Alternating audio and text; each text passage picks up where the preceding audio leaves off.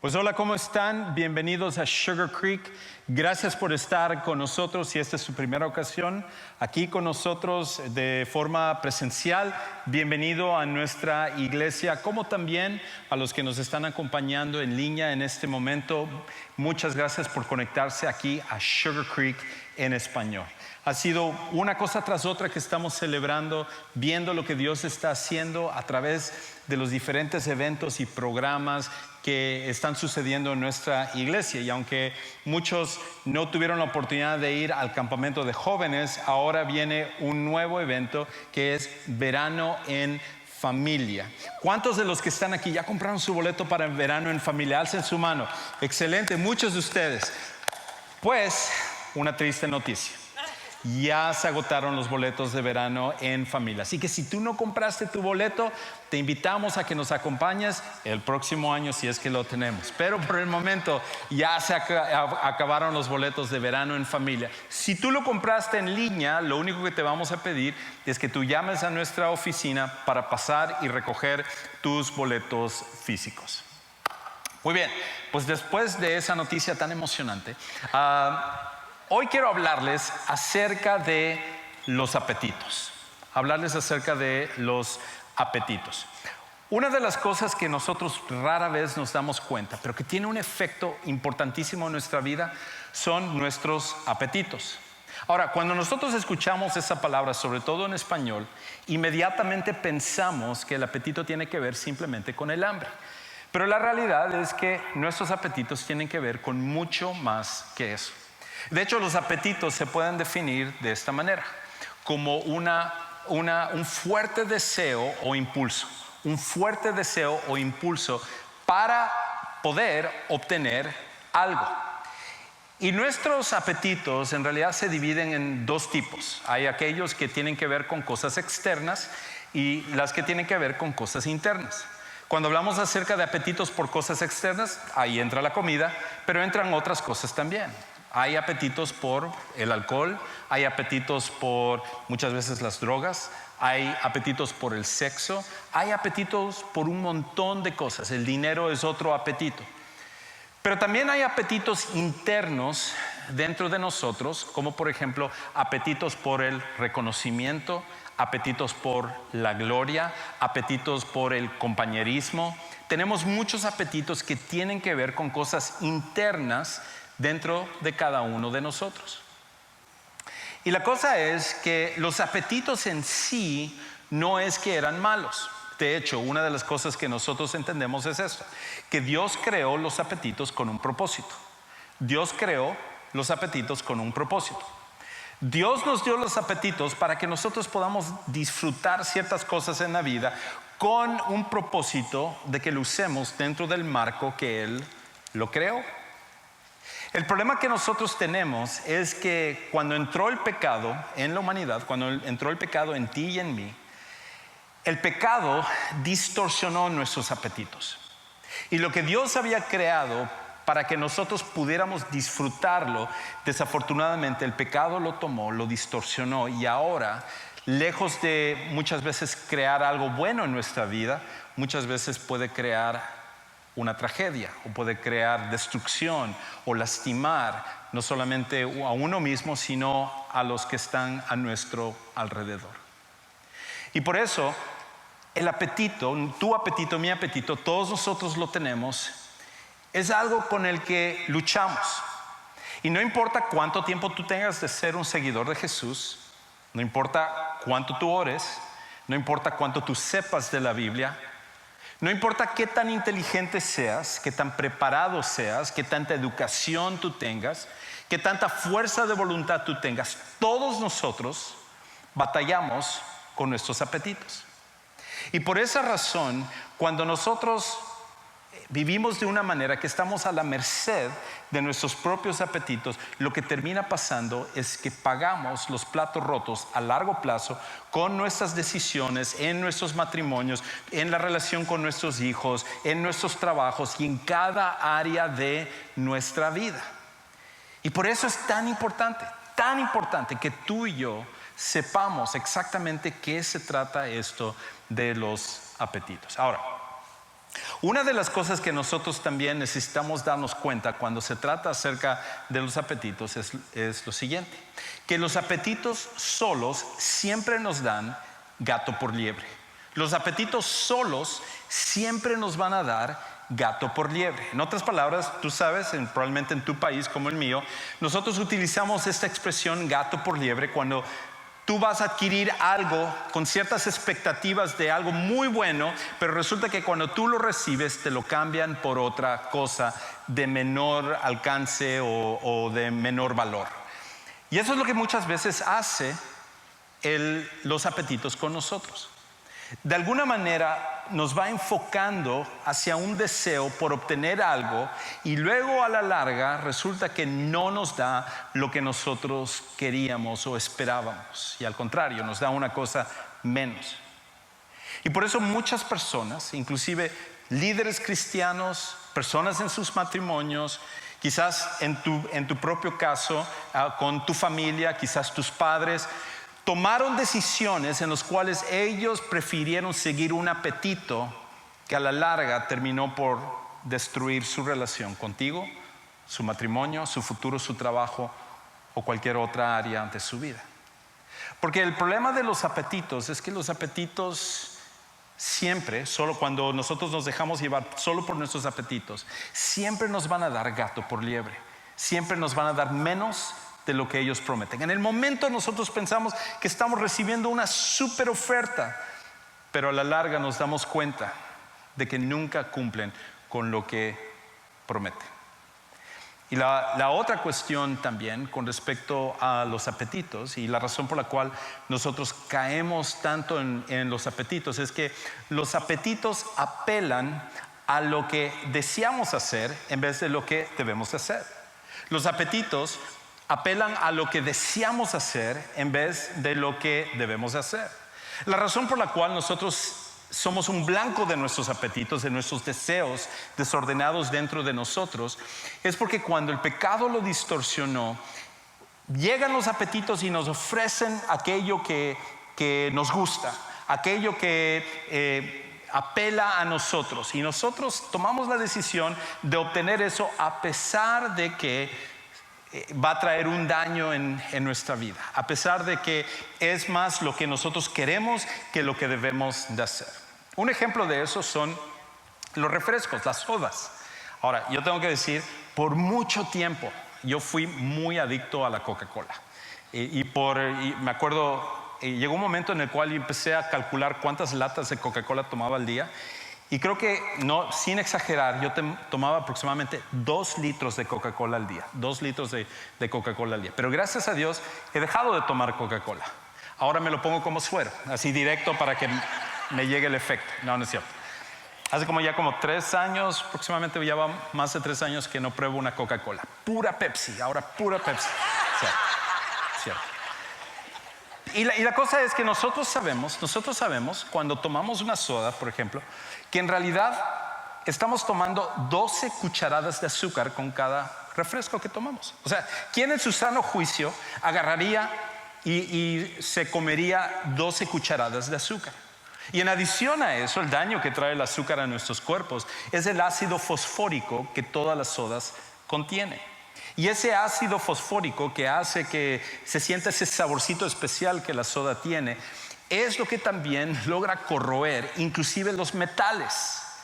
Cuando tú pones un metal en ácido fosfórico, va a terminar consumiendo lo que es ese metal. Y nosotros lo tomamos sin ningún problema. Ahora tú dirás, Juan Carlos, Yo por eso tomo solo Coca-Cola de dieta, yo solamente tomo refresco de dieta. Pero el problema es que aunque tú has cambiado el azúcar por un refresco de dieta, quizás tenga menos calorías, pero tiene el producto del espartamo. Y el espartamo se ha vinculado con muchísimos problemas de salud. Cosas como jaquecas, cosas como epilepsias, como daño al sistema nervioso. Porque cada una de estas cosas artificiales que metemos a nuestro cuerpo, trae un daño. Ahora, ¿no estás contento de haber venido a aprender algo acerca de las sodas en este día? La realidad es que yo no te estoy diciendo nada nuevo. Tú y yo sabemos el daño que trae. ¿Pero por qué lo seguimos tomando? Porque sabe bien. Porque cuando te sirven esos tacos o las enchiladas o lo mejor es el refresco acompañado de esa comida. Y nosotros en ese momento nos olvidamos del daño que puede ocasionarnos el no tomar ese refresco. Porque al final nuestros apetitos apelan a lo que deseamos hacer en vez de lo que debemos de hacer. Ahora, si fuera simplemente una cuestión de nuestra dieta, obviamente eso es algo importante, pero el problema de nuestros apetitos es que no se limita solo a eso. Nuestros apetitos dañan área tras área en nuestra vida. Por eso es triste cuando uno ve familias que han sido destruidas por el apetito de una persona, porque la persona tomó una decisión y con eso trajo un daño increíble dentro de su vida. Yo me acuerdo hace varios años cuando yo estudié en el seminario, tuve uno de mis mejores maestros que tuve en el seminario, era también un abogado y era un teólogo. Y había estudiado tanto su carrera como abogado como doctorado en teología.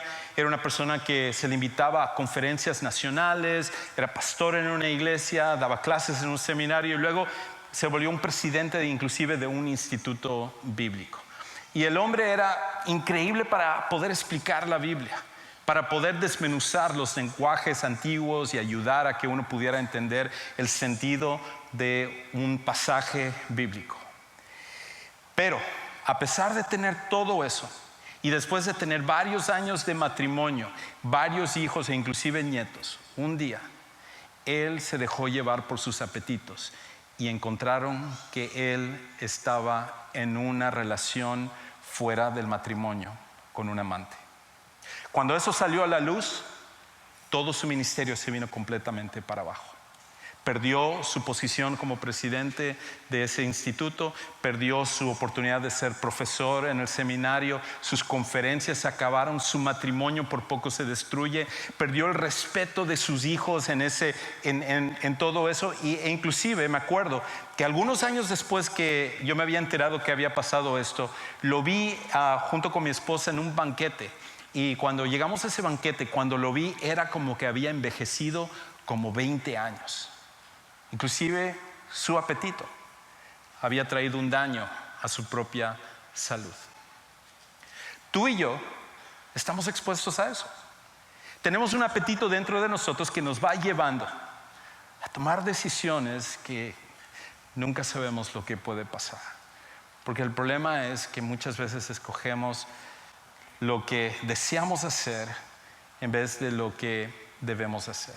Y tal como en este caso, el otro problema acerca de los apetitos es que los apetitos solos, cuando nos dejamos llevar por nuestros apetitos, los apetitos solos nos llevan a decisiones absurdas. Los apetitos solos nos llevan a decisiones absurdas. Y es por eso que alguien con tanto conocimiento, con una posición de privilegio, puede caer en una cosa así, tomando una decisión completamente absurda.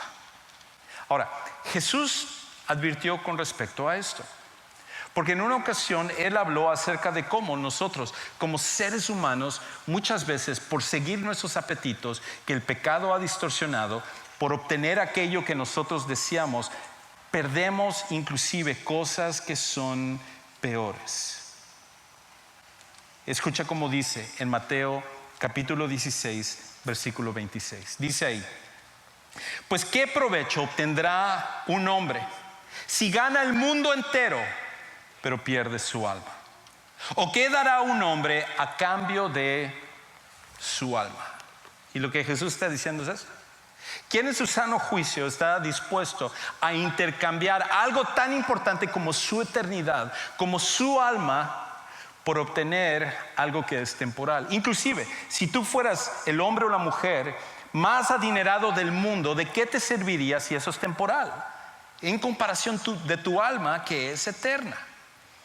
Y por eso muchas personas caen en escoger no billones y millones de dólares, sino que intercambian su vida y el propósito de su vida por algo insignificante, como una relación de un momento, como la falta de integridad en su trabajo, o como su pureza sexual por un momento antes de su matrimonio. Y como eso, intercambian algo tan importante por algo que es absurdo. Ahora, la pregunta es, ¿por qué pasa esto? Obviamente es el pecado trabajando en nosotros, pero ¿por qué también, cómo podemos explicar que esto puede pasarnos? Y hay un doctor que estudió esto y de hecho escribió un libro acerca de esto en el 2008. Y él hizo un estudio entre los jóvenes para ver cómo los apetitos afectan las emociones de los jóvenes y posteriormente las decisiones que ellos toman. Y él tomó un grupo de jóvenes donde los estudió e hizo una prueba para ver cómo esto funcionaba. Y en su libro, en el capítulo 5, el doctor Dan Ariely dice esto con respecto al resultado que él vio. Él dice en el libro Previsiblemente Irracional, él dice, en un estado de estimulación, esto es los apetitos, los jóvenes eran más propensos a realizar una acción que normalmente no considerarían. Nunca lo harían, pero cuando era su apetito el que estaba diciendo, entonces cayeron redonditos. A partir de estos datos se concluyó que otras situaciones de gran emoción como la ira, la frustración o el hambre tienen el potencial de desencadenar efectos similares en la toma de decisiones. En estas situaciones, nuestro comportamiento está totalmente controlado por las emociones. No somos las personas que creíamos ser. En este caso, el doctor Dan Ariely simplemente se da cuenta acerca de algo que es nuestra naturaleza. Y como dije, no importa cuánto tiempo tengas tú de ser un seguidor de Jesús, o si tú no eres un seguidor de Jesús, todos nosotros batallamos con nuestro apetito. Porque el problema es que, como explican los psicólogos, cuando tú y yo estamos viendo eso que nos gusta, viendo eso que es una tentación para nosotros, ocurre lo que los psicólogos llaman es el focalismo, que es que nos enfocamos solo en aquello que nosotros deseamos, nuestras emociones lo exaltan y desean obtenerlo sin importar las consecuencias que puedan venir posteriormente.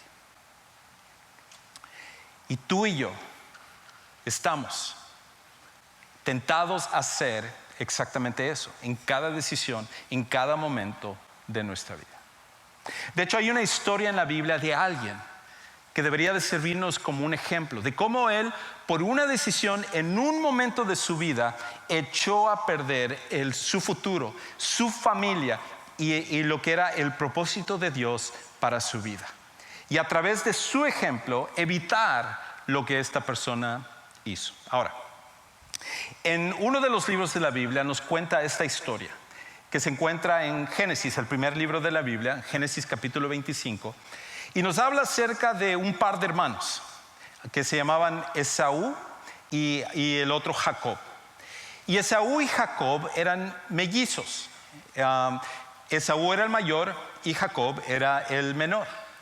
Y resulta que desde el principio hubo como una pugna entre los dos, una relación de competencia entre ambos.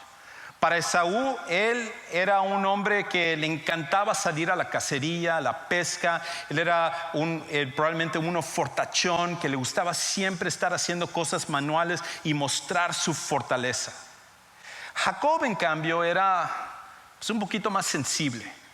A él le gustaba más la cocina, le gustaba ver videos en YouTube y poder explorar sus sentimientos personales, y era un poquito más diferente de lo que era Esaú. Y por esa razón, cada uno de ellos se convirtió en el favorito de sus padres, lo cual siempre es un error. En este caso, Esaú se convirtió en el favorito de su padre Isaac, que él le gustaban las cosas de hombre y entonces se identificaba con Esaú. Cuando Esaú iba a cazar, traía una presa, lo cocinaba y se lo preparaba para su padre, y su padre lo disfrutaba porque no era solo que su hijo se lo había cocinado, sino que lo cazó también. En cambio, Rebeca, que era la mamá de los dos, tenía como favorito a Jacob. Y a lo mejor ella dijo, este es más sensible, tengo que protegerle, tengo que ayudarle un poquito más. Y ella estaba a favor más de su hijo Jacob. Y cada vez que uno tiene favoritismo entre sus hijos, va a causar problemas. Cada vez que eso se da, simplemente hay un daño. Y esto sucedió no solo con ellos, había sucedido con sus abuelos, y les sucedería también a Jacob también con sus propios hijos. Entonces un día nos dice la Biblia que Esaú había salido a cazar, como normalmente lo hacía. Pero en esta cacería no le había ido muy bien. Y cuando él regresa, él está completamente exhausto. Y realmente siente como que se está muriendo de hambre. Y Jacob, que su propio nombre era como engañador, no desaprovechó la oportunidad para poder obtener una cosa que era súper importante de su hermano, que era la primogenitura.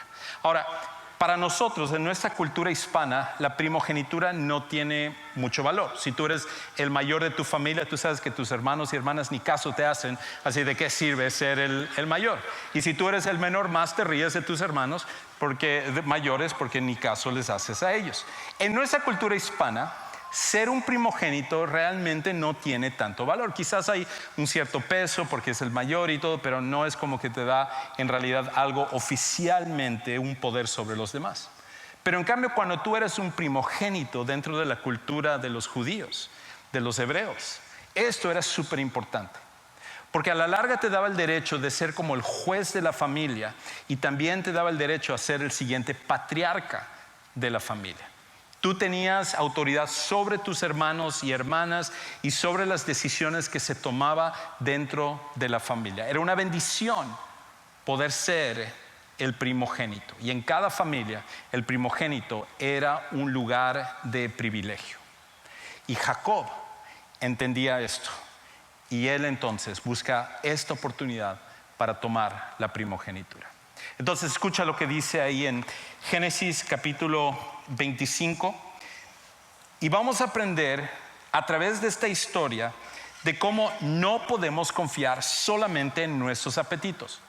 Y a través de esta historia nos va a dar 3 principios que nos van a servir para que nosotros lo aprendamos. Escucha lo que comienza diciendo. Génesis 25, 29 y 32.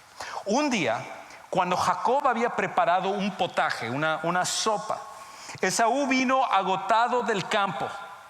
Entonces Esaú dijo a Jacob: te ruego que me des a comer un poco de ese guisado rojo, pues estoy agotado. Por eso lo llamaron Edom. Edom significa rojo. Y dice, y de hecho, Esaú se convertiría en el padre de los edomitas.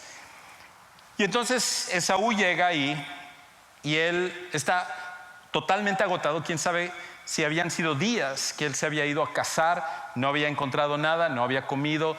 Después de caminar en el monte y estar en el sol y en la intemperie, llegó sumamente cansado, y ahí está Jacob en el camino. Él había preparado este potaje, esta sopa increíble, y simplemente cuando Esaú se acerca, el olor es suficiente para tentar a Esaú y llegar hasta él y decirle a Jacob: Jacob, dame un poco de esta sopa. Y escucha entonces lo que sucede.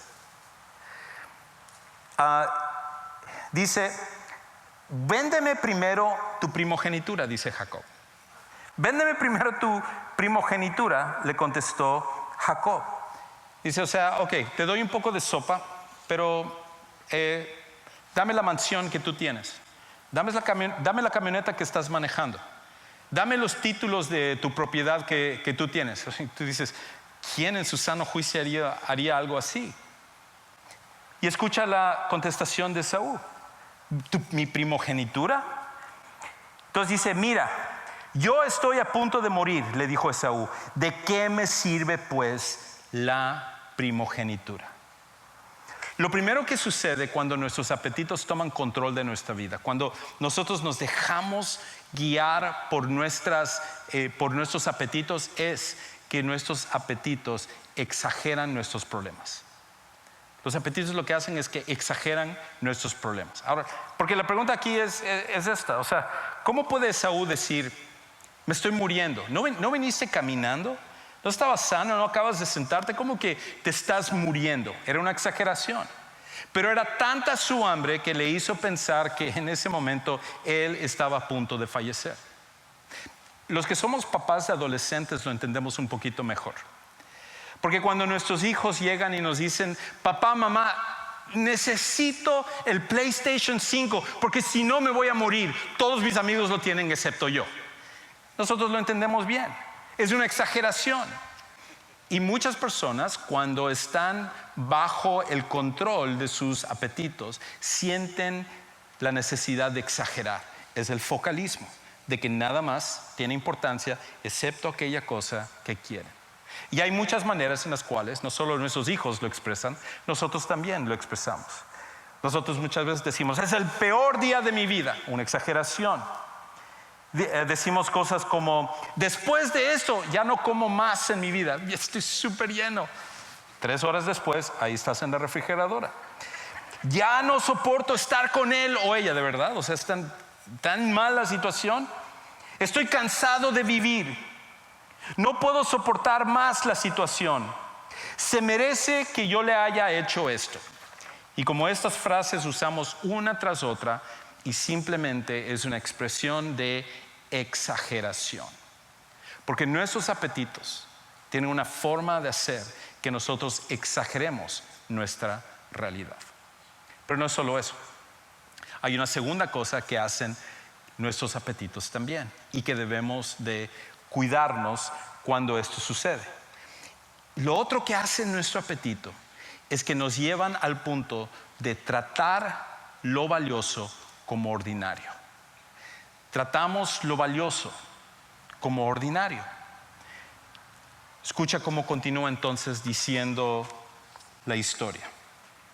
Versículo 33.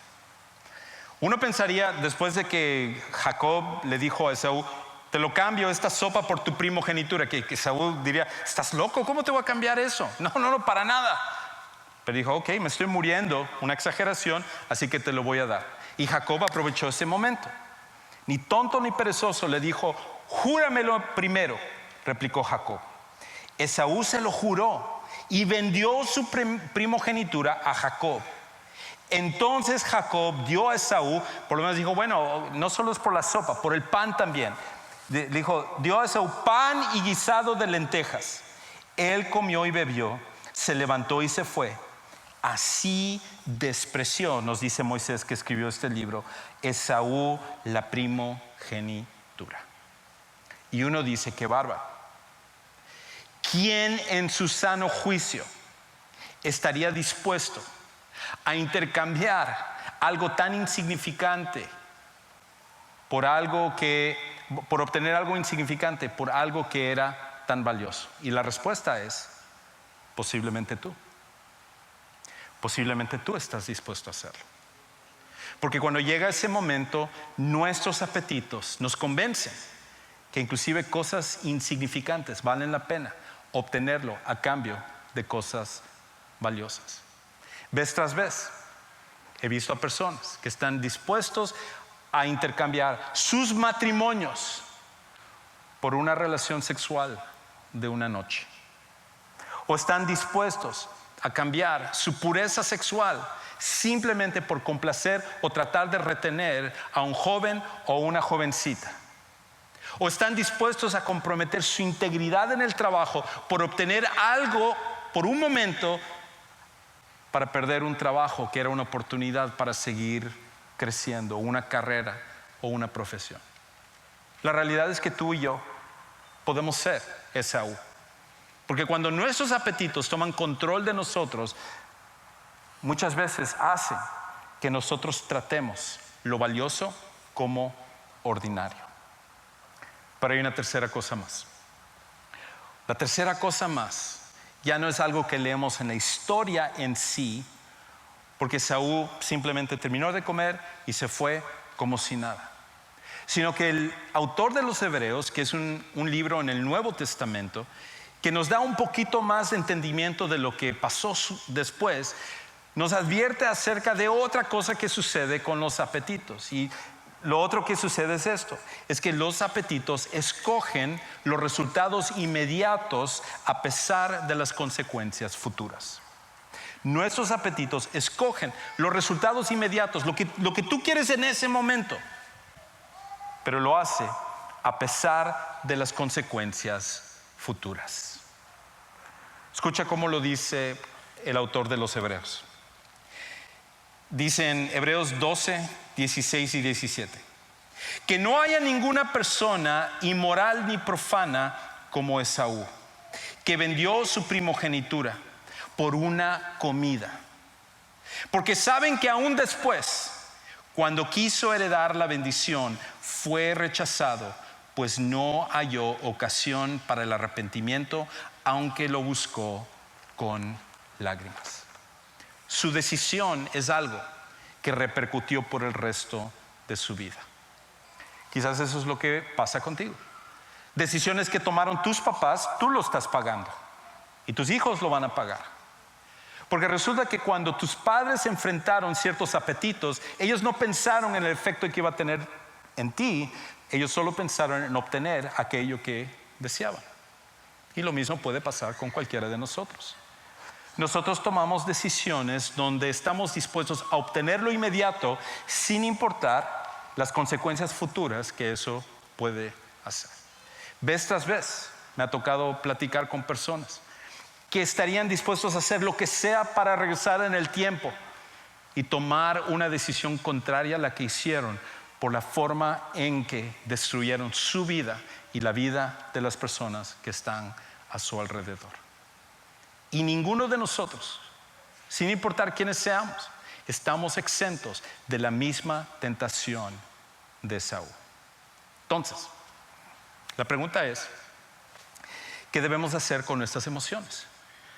Porque no es como una pastilla milagrosa para la dieta donde tú lo tomas y te suprime el apetito y ya no comes y todo. No hay una cosa así para este tipo de apetitos que nosotros tenemos, tanto externos como internos. Y lo que nosotros necesitamos entender, la conclusión a la cual nosotros necesitamos llegar es esto, que nuestros apetitos necesitan controlarse porque no pueden eliminarse. Nuestros apetitos necesitan controlarse porque no pueden eliminarse. Tus apetitos son parte de quien tú eres, te van a acompañar toda tu vida. Y por eso, una de las cosas es que no puedes eliminarlo, sino que necesitas controlarlo. Me acuerdo de una historia que escuché de un par de pastores que se subieron a un elevador. Y cuando estaban en el elevador, estaban en una conferencia para pastores y cuando estaban subiendo hacia el piso donde ellos estaban alojados en este hotel, resulta que se para el elevador y se sube una chica súper bella, una chica súper guapa, y va con ellos y luego sube unos pisos y luego se baja y entonces ellos siguen. Y estos dos pastores, el mayor era de 70 años y el otro más joven era de 30 años, empezaron a hablar y el de 30 años le dijo al de 70 años, dijo, oye, ¿cómo quisiera llegar a la edad donde ver a una mujer tan bella como esa que se subió ya no sea una tentación para mí? Y entonces el pastor de 70 años le dijo, pues te puedo asegurar que no es a los 70 años. La realidad es que nuestros apetitos es algo con el que luchamos toda la vida. Es algo con el cual todos nosotros luchamos.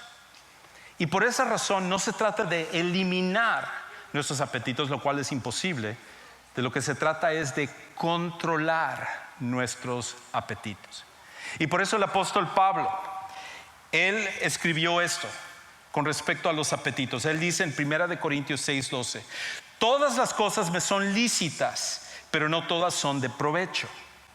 Todas las cosas me son lícitas, pero yo no me dejaré dominar por ninguna. Dios creó nuestros apetitos, pero los apetitos no deben controlarnos, sino que somos nosotros los que debemos de controlar nuestros apetitos. Entonces, ¿cómo controlamos nuestros apetitos? 3 cosas rápidas y con esto termino. Lo primero es pausa antes de actuar. Pausa en vez de actuar. Cuando tú estás en la tentación, que tú y yo todos vamos a tener una tentación, en vez de rápidamente irte para aquello que tú quieres, toma una pausa. ¿Qué hubiera pasado si Esaú hubiera dicho en el momento que escuchó primogenitura y te doy sopa? Y voy momento, ¿qué estoy a punto de hacer? Estoy a punto de destruir mi matrimonio. Estoy a punto de destruir a mis hijos. Estoy a punto de destruir mi integridad.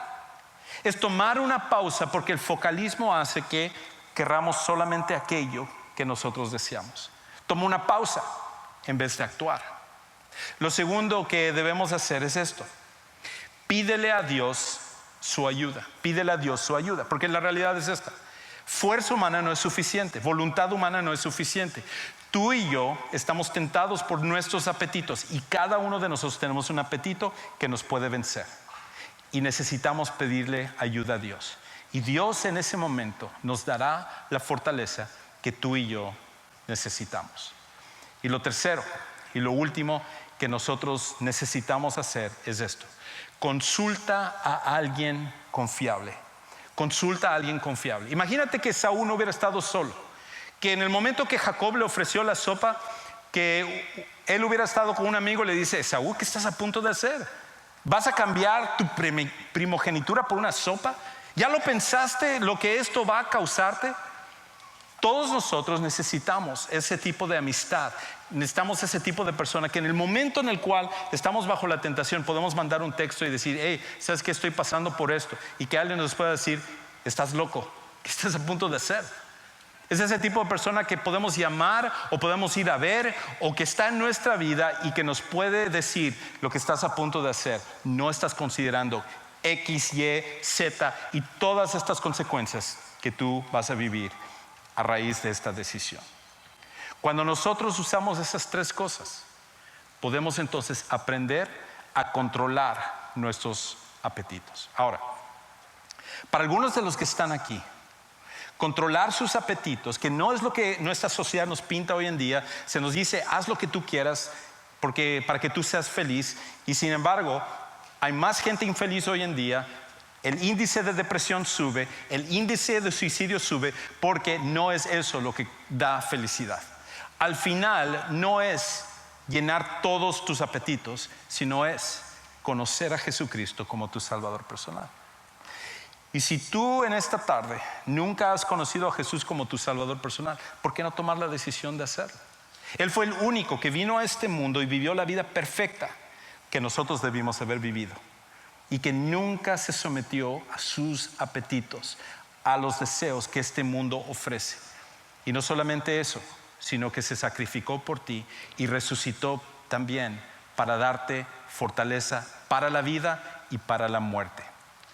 Y en este día lo que nosotros queremos hacer es ayudarte a tomar esa decisión. En un momento vamos a terminar, y los que están en este auditorio, saliendo por esas puertas atrás, tenemos un lugar que llamamos el Centro de Siguientes Pasos, y ahí va a haber personas que te pueden ayudar a tomar la decisión de conocer a Jesús como tu Salvador personal. Y los que están en línea, simplemente pon un comentario ahí y nosotros nos contactaremos contigo para ayudarte a tomar la mejor decisión de tu vida, que es conocer a Jesús. Padre Celestial, gracias porque tú eres al final el único que nos puede dar control sobre nuestros apetitos. Tú nos lo diste para que lo disfrutemos, pero en nuestra rebeldía el pecado lo distorsionó, y nosotros necesitamos que tú seas el que nos ayudes a tomar control de nuestros apetitos. Ayúdanos a ver las consecuencias de decisiones tanto seguidores de Jesús como aquellos que no son seguidores de Jesús, y las repercusiones que eso traerá. Te amamos, ayúdanos a ponerte a ti como el primero y lo más importante de nuestra vida. Oramos en el nombre de Jesús. Amén.